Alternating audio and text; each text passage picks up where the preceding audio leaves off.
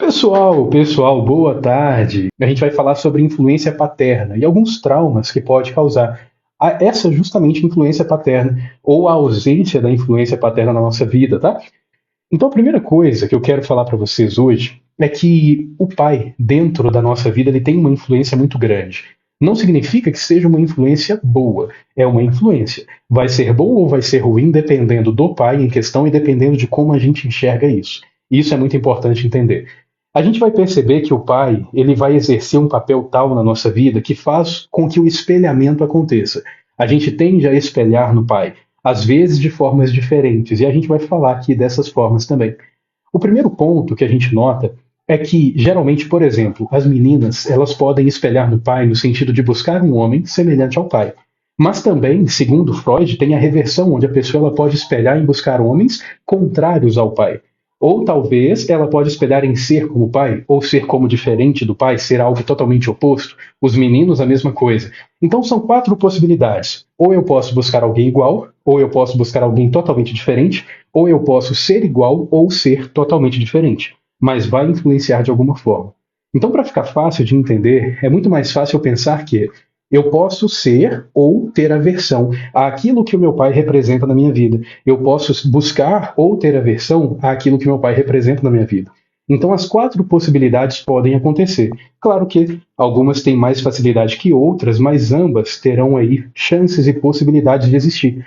Então, já tem gente aqui falando: olha, eu sou igual ao meu pai, a Larissa. E a Larissa é mulher. Então, naturalmente, a gente espera que a mulher ela se espelhe na mãe. Só que às vezes, como no caso da Larissa, acontece dela se espelhar no pai também. É uma coisa muito frequente. Então, gente, isso vai moldar todo o seu futuro. Isso vai moldar a forma que você se relaciona. Isso vai moldar, por exemplo, a pessoa que você escolhe para estar com você ou a pessoa que você escolhe para ser. Isso é muito importante a gente entender, porque às vezes tudo que nós somos hoje é só uma relação com aquela pessoa que nos influenciou e não necessariamente o eu, não necessariamente o que eu gostaria de ser. E aí pode até prejudicar a minha vida. Mensagem da Denise: eu sou igual ao meu pai também, infelizmente. Carol Assad, obrigado pela rosa. Agradeço. Denise, poxa, Denise, você está falando infelizmente, não deve ser coisa boa, não. Mas a gente vai falar sobre isso aqui também. Então, gente, esse espelhamento, ele vai influenciar, por exemplo, na forma de você escolher uma pessoa para estar do seu lado. Vamos supor que seu pai, ele tratava sua mãe muito mal. Então você começa a entender que você não quer um homem assim para sua vida. Só que talvez era uma coisa tão exagerada e talvez você levou isso tanto para o campo emocional que você se torna uma pessoa extremista. Então vamos imaginar, por exemplo, que o seu pai fosse muito grosso com a sua mãe. Muita grosseria, muito xingamento, muita briga. E aí, nesse meio tempo, você acaba desenvolvendo uma aversão a isso que ele representa para você e você entende que você não quer uma pessoa igual. Só que quando você cresce, você exagera na sua mente, você acaba tirando da sua vida qualquer pessoa que tenha a mínima semelhança. Vamos supor um dia aí que você está com seu namorado e ele tem um leve estresse. Ele fica estressado e te responde com impaciência. A sua mente faz uma ligação com aquilo que era o seu pai e você entende que vai ser igual. E você termina com uma pessoa que simplesmente teve um momento de impaciência. Então, por alguns motivos assim, a gente começa a perceber a importância do autoconhecimento, de você entender por que que você faz o que faz, por que que você escolhe o que escolhe, porque isso faz toda a diferença. Daiane, perguntando minha profissão, psicanalista, Daiane. Vamos ver aqui. A Carol está falando que não gosta do jeito do pai de se relacionar. Acontece muito, Carol, muito. Cuidado para não te influenciar. Vi uma pergunta aqui, deixa eu ver de quem que é. Foi um homem, parece que passou. Ah, apareceu. Lucas Nascimento, pode acontecer ao contrário? Pode.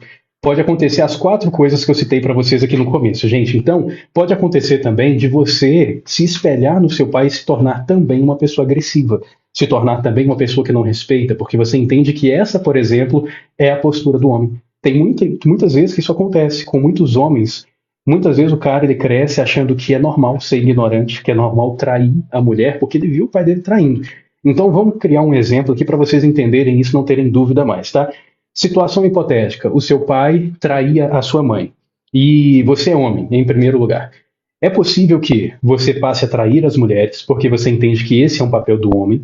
É possível que você nunca traia, que você tenha uma aversão, uma repulsa muito grande disso, porque você desenvolveu uma defesa, entendendo que aquilo é totalmente errado. É possível que você busque pessoas que traiam, porque você viu que isso faz parte do amor, ou é possível que você tire da sua vida qualquer pessoa no primeiro sinal de traição, mesmo que essa pessoa não tenha te traído ou nunca fosse te trair. Só que a gente cria um exagero nesse ponto. Então a gente vai perceber que toda vez que alguém nos influencia de uma forma exagerada, a nossa resposta também tende a ser exagerada, principalmente se essa influência for quando nós éramos pequenos, crianças, principalmente na primeira infância, tá, gente? Afeta demais. Aqui a Regina, falando que o pai dela traía a mãe. Acontece muito, infelizmente. Carol, obrigado pelo presente, Carol. Que gentil, agradeço. Um próximo ponto muito interessante é a insegurança por não ter tido pai. Rosângela, obrigado pelo presente. Ou não, Rosa Gomes. Carol, obrigado. Insegurança por não ter tido pai. Então isso também vai afetar, tá, gente? Inclusive, um dos meus clientes, ele carrega essa insegurança. E foi super interessante a última consulta que a gente fez, porque ele me falou assim, Hugo, tem coisas que só o pai consegue ensinar. Tem coisas que é insubstituível, tem coisas que o pai precisa orientar para a gente conseguir desenvolver isso na nossa mente. E aí eu perguntei, por exemplo, o que que você entende que só um pai pode orientar? E aí ele falou, olha, a forma de você tratar uma mulher, a forma que você deve agir com uma mulher, a forma que você se aproxima de uma mulher para tentar conquistá-la, a forma que você age no dia a dia com uma mulher. E aí eu achei super interessante, gente, que é o seguinte, ele me falou que sem o pai é impossível aprender essas coisas. Só que ele estava falando dessas coisas, ou seja, ele aprendeu. Ele não teve o pai, mas ele aprendeu as coisas que na cabeça dele só o pai poderia ensinar. Então a gente vai perceber que além, é claro, da influência positiva que um pai pode exercer, existe também aquela influência que é somente psicológica, aquilo que eu acredito, mas que não existe de fato. Se fosse algo de fato que só um pai pode ensinar, seria impossível ele aprender sozinho. Vocês conseguem perceber? Seria impossível que hoje ele soubesse lidar com uma mulher, seria impossível que hoje ele soubesse conquistar uma mulher. Só que o que a gente percebe é que não. Isso não é só o pai que pode ensinar. Um homem, quando cresce, uma mulher, quando cresce, se espelha em outras pessoas também. A gente vai espelhar, na maioria das vezes, em pessoas que a gente admira. Então é por isso, por exemplo, que a gente acaba se espelhando nos nossos pais, porque são as primeiras pessoas que a gente admira de uma forma até instintiva, para poder sobreviver, para poder ter alimento, para poder ter proteção. Então a gente acaba admirando essas pessoas. Porque imagina uma criança fraca, indefesa, para essa criança, os pais são heróis, são superpoderosos, eles fazem aparecer comida, eles te protegem quando você chora, eles cuidam quando você machuca, por exemplo. Então gera essa admiração. Só que quando a gente vai crescendo, a gente cria outros padrões. E às vezes os nossos pais não estão dentro desses padrões. Talvez os nossos pais são pessoas que a gente passa a não admirar mais, porque a gente começa a ter outros conceitos. Então a gente vai perceber que a insegurança, na grande maioria das vezes, ela não é causada necessariamente pela falta do pai. Ela é causada pela forma que você enxerga a falta do pai e pela forma que a sociedade enxerga, pela forma que isso se molda na sua mente. No momento que você entende que isso é extremamente danoso, que isso é extremamente prejudicial, o que acontece é que você fica inseguro ou insegura. Você fica traumatizada, você fica entendendo que depende disso para ser feliz. E aí você tem aquela crença de que enquanto eu não resolver a minha questão com meu pai, eu não vou ser feliz, eu não vou ficar bem. E muitos profissionais da área, psicólogos, psicanalistas e psiquiatras, incentivam essa visão. Não de uma forma prejudicial, mas simplesmente porque eu acho que alguns não conseguem ver além. Só que a pergunta que fica é: e as pessoas que o pai morre, por exemplo, na infância? Essa pessoa então nunca vai conseguir ser feliz de verdade? Talvez essa pessoa teve uma vida ruim em relação ao pai, teve ali suas desavenças, coisas que não davam certo, e aí agora o pai morreu. O que ela vai fazer? Ela vai parar de viver por causa disso? Ela vai nunca conseguir um relacionamento bom por causa disso? É muito complexo. Deixa eu ver umas mensagens aqui. Eliana, olá, seja bem-vinda. Mensagem da Eliane Leal. Eu luto todos os dias para não desistir de mim, que bom, parabéns. Mensagem da Ju. Mas também não faço questão do meu pai por perto. Provavelmente tem outra mensagem, mas eu não vi. Então, gente, a gente vai perceber que a nossa insegurança, os nossos traumas, eles não acontecem por causa do evento. Eles acontecem por causa daquilo que a gente enxerga acerca do evento. Obrigado, Lucas. Agradeço pela rosa. Ou seja, um pai, a falta de um pai, ela vai impactar na sua vida até certo ponto. Depois desse ponto, qualquer impacto vai estar só na sua mente porque você não consegue ver além. Eu, por exemplo, vamos supor que eu tivesse crescido sem um pai.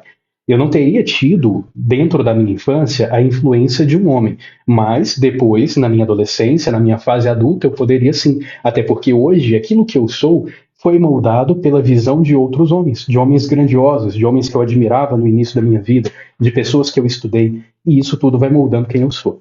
Então a gente precisa sempre quebrar esses paradigmas para que a gente não fique aprisionado nessa visão pequena das coisas a nossa vida toda.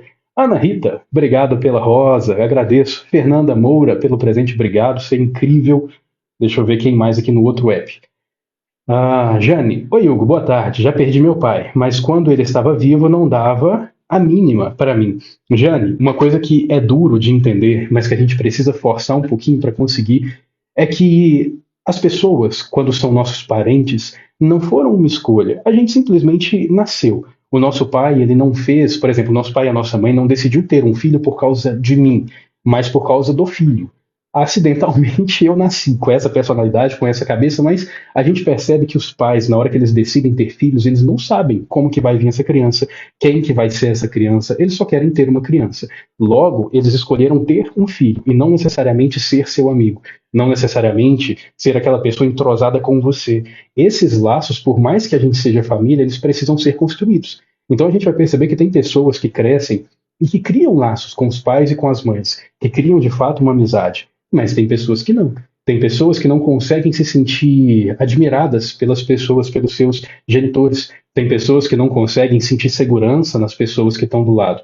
Então isso é uma coisa que é comum e a gente precisa entender. Se o meu pai, por exemplo, não quisesse estar perto de mim, não é culpa minha. Não é porque eu não sou bom. É porque aquilo que eu represento para a vida dele não coaduna com o que ele quer, com o que ele busca. Consegue entender? Então qual é a obrigação de um pai, gente? Cuidar. A obrigação de um pai, de uma mãe, é cuidar de você, é garantir que você fique seguro, é garantir, por exemplo, que você tenha uma boa alimentação, uma boa educação, na medida do possível, claro. Mas não é obrigação dos pais gostarem de você. O amor, ele não é inerente, ele é algo que é construído. Algumas pessoas conseguem sentir, outras não. E não vale você se martirizar porque você não teve o amor. Não vale você se martirizar porque uma pessoa não liga para você, porque é uma pessoa que não liga para você. Mas e o seu amor próprio para correr atrás das suas coisas? Tem gente que para a vida por causa disso. Tem gente que não consegue amar outra pessoa porque não teve amor de alguém. Só que isso tudo está na sua mente e dá para a gente trabalhar, tá bom? Núbia, obrigado pela rosa, agradeço pelo carinho. Glaucier, pois eu não tive um pai presente na minha vida, mas tive um irmão que foi mais que um pai. Olha que bacana. Ou seja, ela teve uma influência masculina que veio do irmão. E se ela não tivesse irmão? Ela poderia ter uma influência masculina, por exemplo, entre pessoas que ela admira. Gente, qualquer coisa é uma influência. Por exemplo, esse vídeo. Esse vídeo, quando vocês olham, por exemplo, as coisas que eu faço no meu dia a dia, quando vocês acompanham, isso tudo é, de certa forma, um tipo de influência masculina. E aí algumas pessoas vão ver alguma coisa que vai pensar, caramba, eu gosto disso, vou trazer para mim. Igual eu. Eu via lá, por exemplo, Evandro Guedes, um cara, ele é um motivador muito bom. Caramba, eu adorava o jeito dele motivar as pessoas. Eu tentei pegar um pouquinho. Aí eu via lá outras pessoas, Leandro Carnal, a inteligência daquele cara, a profundidade nos temas, algo que eu quero absorver também. Então a gente vai se moldando, e isso é muito legal. A mensagem da Carla. Eu, por ser mais velha, tive que cuidar de mim e dos meus irmãos. Então você foi a influência, né, Carla? Que bacana isso. Larissa, eu sou adotada e não tive tanto amor, carinho, e eu amo eles, mas não sinto esse amor. Muito normal, Larissa, apesar de ser chato.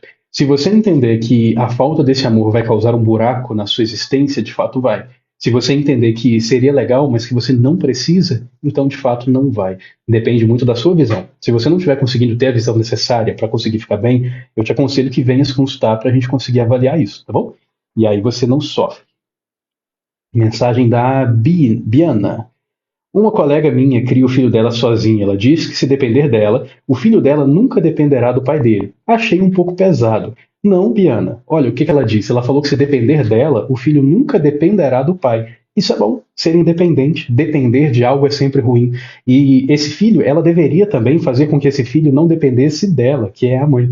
Porque dependência não é bom, gente. A gente tem que ser independente. A gente tem que criar os nossos filhos para que sejam adultos independentes. Só que na maioria das vezes a gente faz o contrário. A gente cria pessoas para servirem, para serem independentes, para seguirem, mas não para liderar. A gente precisa também treinar nossas crianças diferentes, que senão complica. Mensagem da Dani. Eu tive um problema com amor de pai e isso influenciou muito na minha formação. Sim, influencia. Até o momento que você percebe o que está acontecendo e você tem o direcionamento correto para reverter. Aí você consegue superar, tá bom? Próximo tópico nosso aqui, gente, aí já a gente vai entrar um pouquinho na questão dos abusos de infância. Muito provavelmente, alguns de vocês aqui já sofreu algum tipo de abuso, porque é uma coisa muito frequente.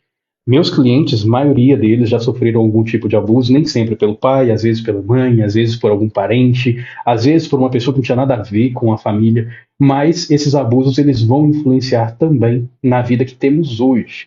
E hoje eu quero falar para vocês um pouquinho, mais precisamente, sobre o abuso sexual, tá?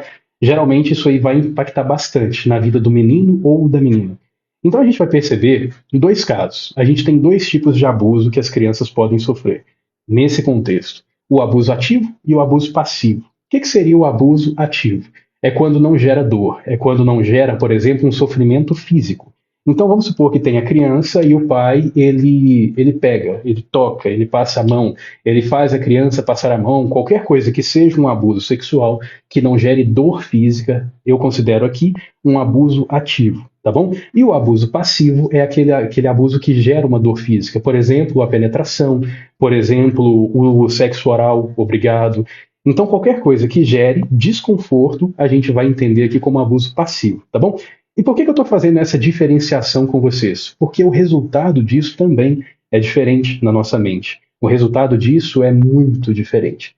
Primeiro, a gente vai falar do que é mais fácil de entender, que é o abuso passivo, tá bom? Que é aquele momento que você tem, de fato, dor física. Geralmente, crianças que têm esse tipo de abuso, elas acabam desenvolvendo uma aversão total ao sexo, completamente. São pessoas que podem se tornar até assexuadas. São pessoas que só de ser tocadas, só de serem tocadas, elas começam a ter repulsa daquela pessoa que as tocou. Então a gente vai perceber que no momento que você tem esse abuso, pessoas que passaram por esse abuso, elas não vão conseguir desenvolver uma relação sexual saudável. E aí a pessoa entra num relacionamento, ela consegue amar da mesma forma, ela consegue gostar, ela consegue ser parceira. Só que a cada situação em que houver o contato sexual, ela vai se travar, ela vai se fechar, ela não vai querer. E aí muitos relacionamentos vão acabar. Então a gente precisa sempre prestar atenção a essas coisas. Às vezes, gente, eu atendo clientes em consultório que eles começam a me falar do que está acontecendo na relação. E eles não me falam que sofreram abuso, até porque é uma coisa difícil da pessoa externar. E aí, baseado no que a pessoa está falando, eu pergunto: você já sofreu algum tipo de abuso? E na hora que a gente vai ver, já, e tem tudo a ver com isso. E aí a pessoa acaba conseguindo superar depois que a gente trabalha. Então, por isso que é importante a gente entender o que está acontecendo. Por outro lado, quando a gente tem o nosso abuso ativo, que é o abuso sem dor física, o que vai acontecer é uma compulsão, tá bom? A gente vai falar disso daqui a pouquinho. Deixa eu ver a mensagem aqui da Dani. Não tenho palavras para explicar tudo o que passei. Tudo isso me destruiu. Só aos 36 anos consegui um equilíbrio plausível. E isso, como é que é? Isso depois de muitas terapias. Sim, muitas vezes você vai precisar de muito tempo para superar. Não necessariamente porque isso requeira tempo, mas porque a nossa mente precisa de tempo para se adaptar a novas ideias. Então é muito complicado. Ah, Lia, eu gosto muito de sexo. Acho que às vezes, mais que muita gente, eu sofri abuso. A gente vai falar sobre isso agora, tá, Lia? Ah, Ian, eu não tenho uma relação sexual boa. Fui abusada diversas vezes por mais de um homem. Olha só que interessante. Ou seja, para ela já causou sofrimento. Então, por causa disso, ela não vai ter relações sexuais boas. Gente, é muito complexo. A gente vai falar mais sobre isso aqui, tá bom? Vamos ver aqui se tem mais mensagens. Não, sobre isso não. Então vamos lá. Agora, a gente falando do abuso ativo. Quando uma criança ela sofre abuso ativo, que é aquele abuso onde ela faz o ato, ela participa sem sentir dor física, o que vai acontecer é que ela vai desenvolver provavelmente uma compulsão sexual.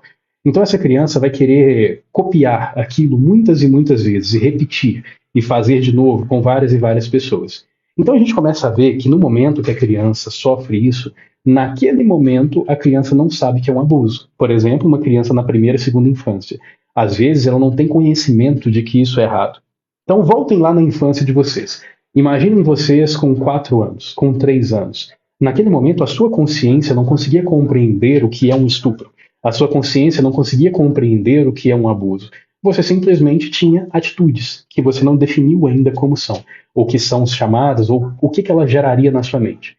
Então, naquele momento, quando a criança sofre um abuso, o que ela sente é o estímulo físico. E o estímulo físico, de certa forma, é prazeroso. Por exemplo, uma criança de 3 anos, quando ela vai tomar banho, e a água do chuveiro cai no órgão genital dela, ela sente o estímulo físico, ela tem, de certa forma, algum tipo de prazer. Tem casos de crianças de 4 anos, por exemplo, que começam a se masturbar, começam a brincar pegando. Então a gente percebe que quando essa criança sofre o abuso, ela tem a sensação de prazer, ela tem essa sensação de algum tipo de satisfação física. E a mente associa isso. A mente associa até agora só satisfação. A mente não associa abuso. Aí a pessoa cresce, aí ela começa a entender que aquilo é abuso. Ela começa a entender que aquilo é errado. Ela começa a entender que não deveria acontecer. Só que naquele momento já está enraizado na mente dela que aquilo também é satisfação, antes de estar enraizado que é abuso. Então ela começa a buscar essa satisfação o tempo todo, compulsivamente. Ela vai tender a fazer isso com outras pessoas, a buscar isso com outras pessoas. Então, a gente tem casos, gente, por exemplo, de pessoas que se masturbam compulsivamente até ferir o órgão genital por causa desse trauma, por causa dessa compulsão que ela desenvolveu. E aí a gente tem, por exemplo, ramificações, que são muito interessantes. A gente tem, por exemplo, a perversão sádica, que é quando a pessoa desenvolve essa compulsão no sentido de gerar sofrimento. Então vamos supor que uma determinada pessoa, enquanto criança, sofreu um abuso ativo, ela sentiu o prazer físico naquele momento e desenvolveu a compulsão. Só que ela se espelhou na pessoa que praticou o ato e não no que ela sentiu. Fazendo isso, ela acaba desenvolvendo uma compulsão perversa, sádica, porque ela quer gerar sofrimento psicológico ou físico em outra pessoa. E aí essa pessoa, por exemplo, dentro de relacionamentos amorosos, ela pode ir para vários caminhos. Ela pode gostar de bater, ela pode gostar de gerar dor emocional falando de outras pessoas, ela pode gostar de gerar ciúme e por aí vai. Por outro lado, se ela se espelhar no sentimento que ela está tendo, o que vai acontecer é que ela vai desenvolver uma perversão masoquista. E aí ela gosta de sofrer. E essa pessoa pode crescer querendo ver o parceiro com outra pessoa, tendo a vontade de ser traído, tendo a vontade de imaginar o parceiro com outra pessoa durante a relação sexual ou de apanhar. Então isso é muito comum. No geral, essas pessoas têm uma compulsão muito forte, não conseguem ficar sem sexo. Então é uma coisa, gente, que pouco se fala, a gente não vê muito falando sobre isso na internet, né? Até porque é um assunto que as redes sociais tendem a bloquear com uma facilidade enorme se a gente fala. Tanto é que eu estou falando disso agora aqui, ó, até o número de seguidores, de pessoas vendo a live caiu. Estava em 180, agora está em menos de 100, 97 pessoas. Ou seja, é uma informação que a gente tem que dar mais em consulta. Mas hoje eu quis dar isso para vocês, para que vocês conhecessem um pouco mais de como é a nossa mente humana e de como que isso pode influenciar, tá bom? Bom, pessoal, sem mais perguntas, então bora lá trabalhar mais um pouquinho. Adorei a companhia de vocês, tá? Beijo grande para todo mundo e a gente vai conversando nos stories. Não deixem de acompanhar. Tchau, pessoal!